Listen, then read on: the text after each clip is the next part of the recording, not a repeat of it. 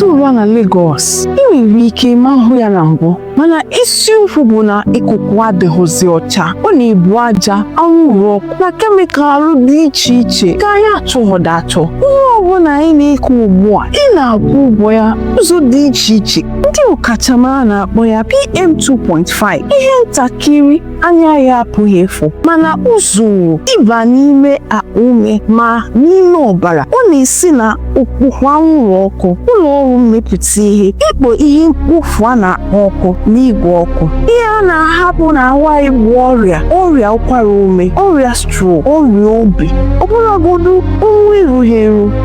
Maka Amina nọ n'Ikorodu, nke a bụ ndụ ya kwa ụbọchị. Ụbọchị ọ na-eku ikuku na-adịghị ọcha. Ọ bụghị naanị aja ọ na-echichapụ, kama ihe ndị ntakịrị ndị ọ na-apụghị nwekwa na-ata ahụhụ n'ihi nka. Nwa nwoke ọ na-akwụkwa ya abalị niile, na-enye ya ọgwụ mana ọ naghị akwụsị.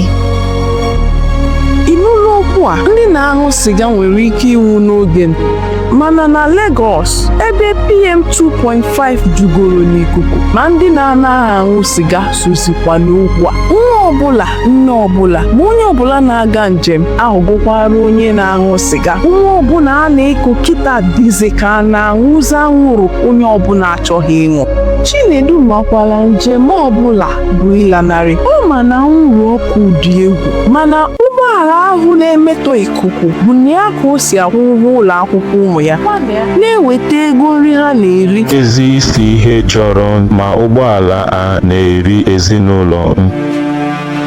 Nke a abụghị naanị maka otu ụlọ n'Ikorodu ma ọ bụ otu ụgbọala n'okporo ụzọ. Legoosi niile ihe ha dị egwu dị ebe niile, na-akpọchi okporo ụzọ, n'ọkụ n'ebe a na-etufu ihe mkpofu, ahịa jupụtara na mmadụ, ụlọ ọrụ dị n'akụkụ mmiri, n'ebe ndị aka ihe ha dị egwu dịka ụkwara ume, ọrịa stroke na ọnwụ erughị eru si abawanye nke ukwuu.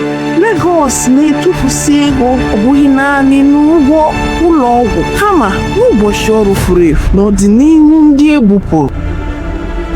Nke a bụ ihe kpatara ha ji gbakọta ndị si n'akụkụ dị iche iche, ndị ọkammụta, ụlọ ọrụ gọọmenti, ndị na-achịkwa iwu na ndị isi obodo. Ha rụrụ ụka, ha kparịtara ma ha kwekọrọ. Site na nzukọ ndị ahụ, otu atụmatụ omume pụtara, ihe akaebe emeziri ka ọ bụrụ omume.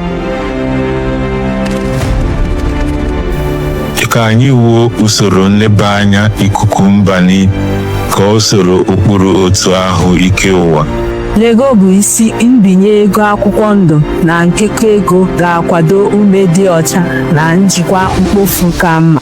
Ka anyị kwalite mmata site n'obodo na okpukperechi gbasara egwu kabọn monoxide na nchọpụta ya.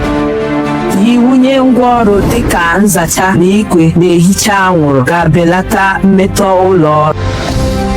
Anyị ga-eme iwu maka ụgbọala eletrik, mmanụ dị ọcha n'ụzọ ndị njem. Ka anyị machibido ịgbaze igwe nlele na ịrụgharị batrị na Legoosi. Nke a bụ otu atụmatụ si ahụ mgbanwe n'ezie.